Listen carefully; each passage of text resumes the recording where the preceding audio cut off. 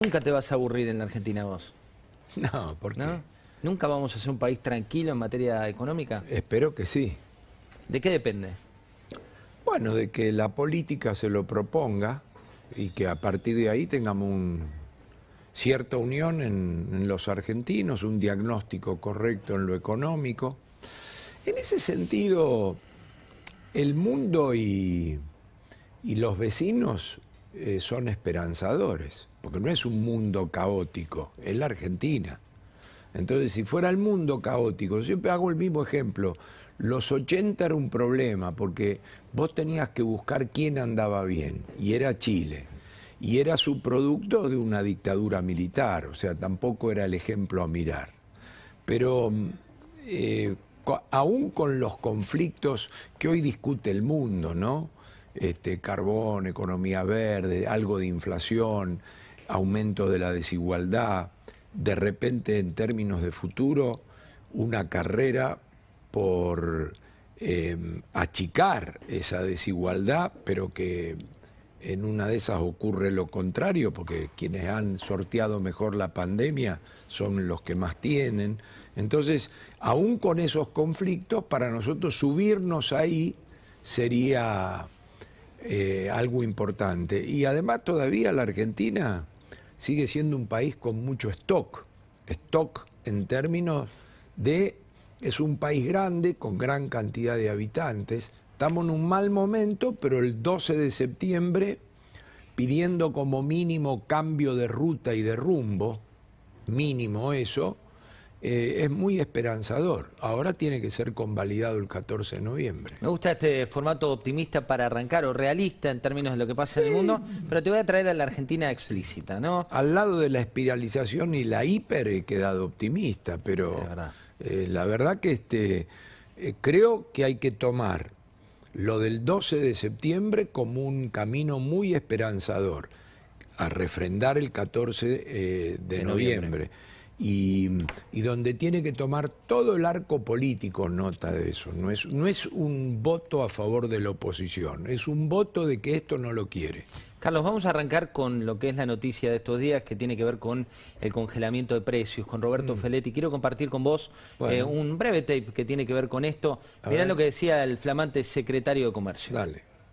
Yo me encontré con un ministro de Economía muy comprometido con la Argentina, muy compartiendo esta visión de que, bueno, hay una élite que juega en contra del país, que va afuera, dice que todo está mal en la Argentina, hacia los inversores, crea un clima anti-argentino.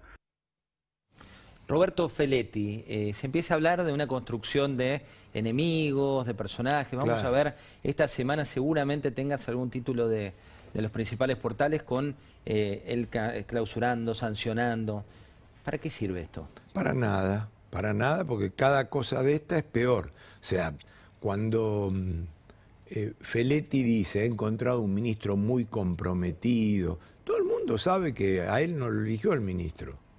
O sea, lo puso la vicepresidente. Es más, creo que ni el ministro del área de Feletti eligió a Feletti. Es así, es campo minado, ni Guzmán ni el ministro de Desarrollo Productivo. O sea, viste, la palabra hay que cuidarla, pero acá en este momento argentino tiene el problema de que cualquiera dice cualquier cosa. Entonces entra por acá y sale por acá. ¿Vos te crees que alguien le cree a que yo no sé ni si hablaron en una de esas con el ministro. Yo no sé si el ministro está de acuerdo con el congelamiento, si Feletti es orgánico al ministro o no, a lo Basualdo, pero no lo digo yo. O sea, no siembro la discordia ni el mal momento. Es decir, lo sabe todo el mundo, pero todo el mundo sabe el problema entre el presidente y la vicepresidente. O sea, todo el mundo sabe cómo han sido designados los dos jefes de gabinete. Todo el mundo sabe que el presidente de la Cámara de Diputados ofrece un programa. Entonces, ¿quién le va a creer a Feletti? La idea de ver intendentes... Yo lo que no soy hipócrita. ¿Por qué lo decís? Porque estas cosas no lo cree nadie, que encuentra al ministro muy comprometido y al ministro en el exterior le preguntan cuando viene aquí a la Argentina quién toma las decisiones. Y él hace hoy a la tarde, hace muy poquitito tiempo, un seminario de deuda con el griego que quería patear el tablero y quien era ministro de Correa que pateaba el tablero y tiene que ir al fondo ahora a negociar un programa. Es toda una mise en scène, todo muy mentiroso. Mira, fotos en blanco y negro que te voy a compartir de acuerdos de precios, de congelamiento de precios en la Argentina en el último tiempo. Claro, después viene eso. Cuando vos lo ves, decís, mira, podemos poner DIR en la pantalla, lo estamos viendo en el monitor.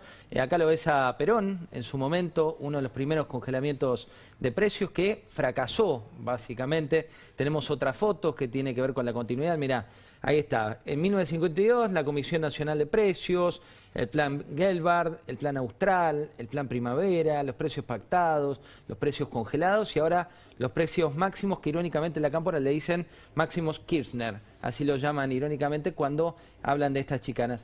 ¿Por qué algo en blanco y negro se trata de implementar? No lo sé. A ver, no lo entiendo desde quienes lo aplican o quienes lo quieren implementar. De repente entiendo a algún joven, porque vos ahí en esa serie, en el 73, 74, yo discutía con quien había sido mi primer suegro, que falleció, que él tenía un almacén de barrio y toda la vida trató de explicarme este problema. Porque como ¿qué te almacenero de... que cuando ponían un precio máximo, los precios tienen el precio luego de la oferta y la demanda, que dice la realidad, en un mercado negro, donde después vos podés venir con una ley, pero no podés agarrar al supermercado de un almacenero. ¿Qué vas a meter miedo? Claro, yo era un pibe 73, 4 y 3, de 17 años, que creía en el agio, en la especulación, creía que había que tener precios máximos, que reducir márgenes. Tenía 17 años y creía en eso. Creía en los precios máximos. Después vas evolucionando, vas entendiendo cómo funciona la realidad. Yo tuve la suerte de igualdad de oportunidad en la Argentina y pude ir a estudiar, terminé de interpretar este fenómeno. Y después lo que uno tiene que hacer de la manera más objetiva posible, mucho más cuando se interesa por la cosa pública, es transmitir y derramar esa experiencia. No para confundir, sino como parte de la docencia que hay que hacer a grandes, chicos, estudiados, no estudiados, y todo esto fracasa. Pero yo cuando tenía 17 años creía en eso. Y hablando de eso, la inflación en torno al 50%, ¿cuán tolerable es y cuánto riesgo crees que hay que se espiralice? Bueno, primero siempre riesgo hay, mucho más en estas condiciones políticas. Por eso yo creo que el 14 de noviembre, cualquiera sea el resultado, el gobierno se tiene que ordenar. En un acto de responsabilidad con el país, todavía le van a faltar 2 años y no puede seguir políticamente gobernando con este desorden. Este tipo de desorden es tolerable cuando vos no estás en el gobierno. Vos podés tener una bolsa de gato en la oposición, pero no la podés tener cuando estás en el gobierno. Mucho más en un país como la Argentina. Entonces acá hay un tema que el gobierno va a tener que hacer. Después se pasarán las facturas entre intendentes, gobernadores, los designados, el presidente, la vicepresidente, la cámpora, el gobernador de la provincia, pero no se puede estar en la gestión cotidiana con semejante desorden. Entonces van a tener que ordenarse, van a tener que tener un instinto de supervivencia, porque 2 años es un montón, y alguien va a tener que decir para dónde va. Tu pregunta de si 50 sí, 50 no, si es espiralizable o no, se da dentro de esa maqueta. No es, esa maqueta vos lo escribiste en una columna que la verdad sí, fue imperdible, aparte con un tono más técnico, que es cuando claro, escribís. Sí, sí, es, cuando escribís es distinto de cuando hablás y cuando le hablas a la gente le decís tenés 10 minutos, pero claro. Bueno, con tu costado más técnico, pero también explicabas otra cuestión que es, hoy todos estamos embebidos en el tema del dólar. Sí. Y vos decías, bueno, es una suma de desequilibrios que sería muy fácil acotarlo a uno malo, enumerabas villanos, ¿no? Monopolios, la inflación importada, claro, las cadenas, la puja distributiva, los sindicatos, bueno, todo lo que se dice ahora en términos de relatos. Pero el problema hoy es la grande. Política económica, claro, porque ¿Existe política económica? No, pero hay veces que existe y también hemos tenido inflación, porque es inconsistente, y como es inconsistente, el embudo de esa política económica genera esa tasa de inflación. Le mostraba hace unos días a un colega tuyo un gráfico con la inflación en el mundo y en la región, que más o menos, para que nos ubiquemos, un mes de Argentina es un año. Después encontrás uno más bajo, otro un poco más alto. Pero cuando lees que sube la inflación a nivel mundial, claro, estás hablando de... a 3,5 anual. Y acá 3,5 mensual. Entonces el 3,5 mensual, 4 da el 50 que decís vos. Entonces, no son alemanes, ingleses, americanos, son acá de la región. Y también tienen sindicatos. Si vos vas a Uruguay, te hablan de los sindicatos, cómo intentan obstruir el trabajo del presidente Luis Lacalle. Cada uno dice lo suyo. O sea, sindicatos hay, supermercados hay supermercadistas en la Argentina que están en Uruguay. Y estuvieron en Uruguay con gobierno de izquierda y de derecha.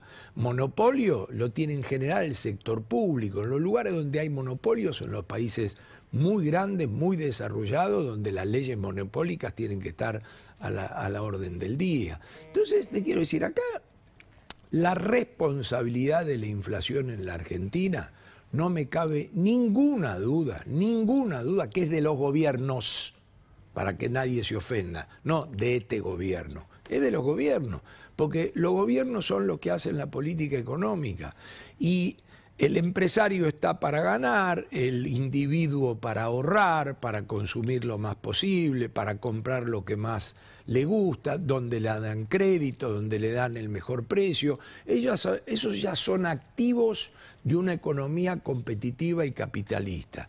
Pero el nivel general de precios de la economía es de un gobierno acorde a su política económica. A los 17 no entendía yo esto. Entonces yo a los más jóvenes les perdono este proceso de aprendizaje. Pero vos decís que el gobierno se quedó en los 17, cuando tenía, en tus 17 años estaba hoy en la política económica. Claro, porque yo a los 17 años fui a Ezeiza también, ¿entendés? Como la historia a los 20 años, pero porque uno tiene todas esas aspiraciones. Después lo que te da bronca cuando vas creciendo es que cuando sos joven te jodan de esa manera, te mientan de esa manera. Entonces, la credibilidad, la palabra, empieza a ser un activo esencial en la honestidad. Entonces yo cuando veo decir esas cosas a Feletti, que veo un ministro comprometido, que dice yo, si ni se deben hablar con el ministro, o se deben hablar para la foto. Entonces acá hay un gran desorden. Prima, por bien del país, prima que ellos pongan arriba de la mesa el instinto de supervivencia. ¿Y qué hacemos con el dólar? Pero ahora, en este programa. Digo, porque vos, no, en este programa no. Ah, no, digo, en este programa en el económico. Sí, 195, digo, ahora no solucionamos nada. Pero 195 pesos, se habla de 200 pesos como la barrera psicológica. Es un dólar, que no es bajo, B, que solo se espiraliza por desorden político. No hay condiciones generosas en la economía porque no hay reservas, porque hay inercia inflacionaria y el mejor escenario, vuelvo a la nota a la que hacías mención ahí, yo digo, ahí el instinto de supervivencia es muy duro para la política esto, muy, pero lo que tienen que hacer es administrarlo, o sea, ellos van a entrar en una etapa de administración. Si después el mundo les da un penal, a favor, en contra, eso, viste, está en el partido. Pero vos no salís a la cancha pensando hoy me dan 4 penales. Estoy hablando de los granos, la soja, el momento externo. Vos tenés que pensar que Cristina Fernández en el 2009 había perdido una elección. El mundo estaba en la crisis de Lehman Brothers y después 2010-2011 hizo así, salió todo el mundo, no este país solo. Y fue reelecta, no fue la viudez, fue la economía. Ahora, vos no podés apelar a que el mundo te ayude, digamos. Si el mundo no te ayuda, vos estás condenado, como está el programa y como piensan estas cabezas, a la supervivencia. El plan, antes habías dicho en su momento el plan Picapiedras, hoy sería el plan supervivencia, el plan económico. Supervivencia, una cosa así, ni siquiera es perdurar, porque cuando en el 2017 antes de entrar en una crisis. Viene el plan perdurar, o sea, Macri gana una gran elección, sin embargo sus asesores lo atan de nuevo hasta que terminan una crisis. Aquello era perdurar porque casi como que tenía con qué. No. Y hoy es el plan... Equivocadamente tenía sí, con lo qué. habías dicho. Claro, pero hoy no está ni eso. Hoy vos no podés plantearte perdurar. Vos tenés que supervivir y para supervivir tenés que acompañar. Entonces acompañar es elongar, admitir a la inflación como un amigo. Mirá la barbaridad que te estoy diciendo, porque los ayuda a licuar. Si tenés miedo que te explote la LELIC, lo licúa la inflación. Si tenés miedo que te explote la deuda interna en pesos y no te entusiasmás ni con el SER, ni con el dólar link, lo licúa la inflación. El gasto público que no lo querés bajar, lo licúa la inflación. ¿Qué autoridad tiene después de la vergüenza de hoy a la tarde? Veámoslo, mirá, lo tenemos. ¿Lo Vamos tenés? a ver a Martín Guzmán. Cuando seguro va a estar en los diarios. El seminario, mañana. sí, va a estar mañana, lo estamos ya preparando. Seminario de la revista Crisis, que hablaban sobre la deuda. Tenemos el tape, veámoslo. No depender del Fondo Monetario Internacional es... O acabar con la dependencia del Fondo Monetario Internacional es un acto de soberanía. Ahora vamos a hablar de lo que es el fondo. Y va a quedar claro por qué que esté el Fondo Monetario Internacional en la Argentina es un gran problema desde el punto de vista de la construcción de la política económica sobre el principio de la soberanía. Y ahí está. Pero por eso, es para una hinchada esto. Pero porque la gente hoy vos entendés que yo cuando tenía 17 o 18 años, en una de esas me hablaron así, se equivocaron para toda la vida. Entonces, no le puede hablar así a los chicos, porque esto es que el Fondo Monetario y la soberanía y toda esa milonga, o sea, ¿qué vino acá? ¿De revolucionario a los San Martín? A salvarnos. Entonces, esto es imperdonable. Ahora, si le habla para la hinchada, y bueno, es la hinchada y ya está. Pero este muchacho mañana va a Washington a negociar ¿con quién? ¿Con qué cara? ¿Qué va con este video? Entonces... Se creerá que las noticias pero no todavía llegan, ¿no? está que el que la puso, que el que la dejó, que se... Yo digo una cosa, si vos tenés tanta crítica con el que se fue y el que lo dejó, y vale para este gobierno, para el anterior y para el que va a venir, ¿para qué agarrás? ¿Para qué agarrás? Vos agarrás y llevas 2 años echándole la culpa al que se fue. ¿Para qué agarrás? Entonces no agarres, si está fenómeno en Colombia, ¿para qué venís? Entonces ese es el tema. Ese es el tema. Entonces, esto es imperdonable, porque los pibes se avivan que le mintió en 10 años, en 5 años, en 20 años, cuando se educan, o cuando empíricamente les toca vivir la vida y se van a encontrar dentro de 30 años que le van a pasar no en blanco y negro, en color, pero diciendo está cansada. Entonces, espero que sea hasta el 14 de noviembre y que luego apliquen como mínimo una política de elongación, porque tienen 2 años más por delante y tienen que terminar el mandato como corresponde. Es mucho, 2 años. Claro que Vamos es a mucho. saludarlo a Pablo Fernández Blanco. Pablo, buenas noches, ¿cómo va? Muy bien, José, ¿qué decís? Carlos, si todavía quedan 2 años por delante y este gobierno va a elongar, ¿vos estás sugiriendo que el gran problema le va a quedar al gobierno que viene? ¿No se puede hacer nada en 2 años? Espero que no, pero yo te diría, si pasa un tiempo prudencial y ellos se elongan de la mejor manera, en alguna mente empieza a aparecer. Porque hoy vos tenés que pensar, como falta todo el segundo tiempo, aunque estés 3-0 abajo, se supone que vos salís el segundo tiempo a empatar. O sea, te quiero decir, de la lista, presidente, vice, gobernador, jefe de gabinete de un lado, jefe de gabinete de la provincia, de todos esos, alguno conserva la idea del 2023. Entonces, ninguno de esos se va a resignar tan pronto a dejar bomba o demás. Pero lo del 2015, perdón, estaba mirando ahí porque no miraba, miro acá. Lo del 2015 fue clarito.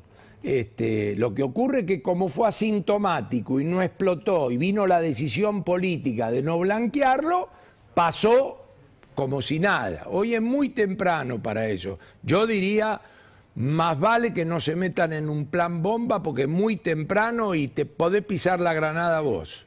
Carlos, hablando de ese plan bomba o plan que se está autoimponiendo el gobierno, que lo dicen varios de los legisladores hoy por lo bajo, algunos oficialistas y algunos opositores también. Cuando vos ves la película, ¿no?, de lo que viene, tenemos una inflación creciente, un dólar con un super cepo y esta variable que poco se entiende, pues más técnica, que tiene que ver con cómo esa inflación te licúa el gasto público, ¿no? El gasto. ¿Vos crees que esa va a ser la solución o la medida que están aplicando en el detrás de escena? No, yo acá, a ver, del super cepo bajo esta metodología no van a salir. Y vos fijate que faltando un mes, lo único que se les ocurrió es pisar más el cepo. Porque, a ver, el Banco Central venía perdiendo dólares, ya estaba con reservas negativas. Yo me doy cuenta que empíricamente el presidente del Banco Central, que no es el autor del modelo, pero que está ahí, tomó una decisión obstruccionista adicional. ¿Pero qué para llegar? Pero no es que para llegar al 2023, para llegar al 14 de noviembre. No falta nada, está a la vuelta. Claro. Entonces, por eso te digo, en un acto de responsabilidad, yo espero que, si es como... No miro la encuesta, pero la intuición por lo menos y los indicadores de la calle me dicen que no ha cambiado nada. Yo sentado ahí con tu compañero Viale, cuando vine acá a las 48 horas, dije que iban a armar el carnaval de Gualeguaychú y no hay plan platita ni bicicleta, porque los que proponen eso no tienen ni idea de la que han tirado. Y sin embargo, los indicadores, poder adquisitivo, tasa de creación de empleo, crédito, inflación, son todos malos. Vos me decís, ¿qué pudiste arreglar los últimos 60 días? Nada. ¿Pero cambia un poco de expectativa o no cambia? ¿Expectativa para dónde? Para la gente, digamos, para el votante al que apunta. No, yo creo que el gobierno debe estar preocupado, primero, que la expectativa no ha cambiado, pero segundo, me doy cuenta, por lo menos... era el pronóstico, y así está ocurriendo, que van con la parascópica. Van a La Pampa, van a Chubut, van a La Matanza, o sea, bicicleta y plata para de Tierra del Fuego de Jujuy a Tierra del Fuego, vienen tirando hace 2 años. No es un problema de tirar plata, es un problema de que tienen que entender, como ha ocurrido en 70 de 80 años en la Argentina, que la tasa de inflación jode al tipo de ingresos fijos. Después está toda la política, está todo otro conjunto de cosas que van en paralelo con la economía, en la que no opino u opino solo si me preguntan, que tampoco han podido enderezar. Pero de nuevo, si vos te referís a la economía, yo te digo, la economía no es el indicador del cual te vas a poder agarrar. Excepto que están con la parascópica a ver si en algún lugar lo dan vuelta. Bueno, y el 14 de septiembre a la noche, donde hay que poner especial énfasis en la fiscalización. El 14 de noviembre, decía. 14 de noviembre, ¿qué dije? ¿Septiembre? No, noviembre, 12 de septiembre, 14 de noviembre. Bueno, ahí habrá un resultado y después el gobierno tiene 2 años más. O sea, si está esperando para tomar un nuevo round de decisiones políticas, como ocurrió el 13 de septiembre, el 14, a las 48 horas siguientes, ya ahí no lo hace con la responsabilidad de una segunda vuelta o de una elección real. Sí, ya ahí lo tiene que hacer con la responsabilidad de que tiene por lo menos 1 año y medio hasta que empiece la otra elección. Y de nuevo, hay una gran diferencia entre ser oposición, que te podés dar algunos lujos de desorden, con ser gobierno, donde no te podés dar lujo de desorden. Clarísimo, Carlos. Muchas gracias por haber venido. Nos vamos a recibir al próximo invitado, pero antes...